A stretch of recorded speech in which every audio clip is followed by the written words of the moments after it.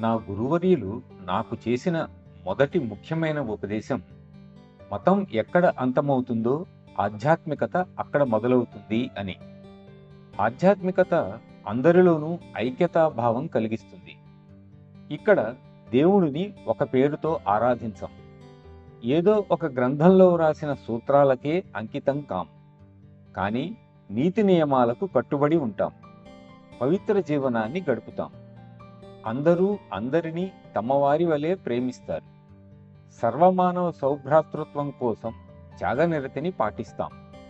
ఆధ్యాత్మికత ఇక్కడ మానవులను కలుపుతుంది. మతాలలో ఉండే అంధవిశ్వాసం ఉండదు. అసలైన మతం ఏది, అసలైన దేవుడెవరు అనే ప్రశ్నలకు ఇక్కడ తావు లేదు. మన దైవాలందరూ ఒక్కటే, మన మతాలన్నీ ఒక్కటే, మన అందరి నీతి సూత్రాలు ఒక్కటే.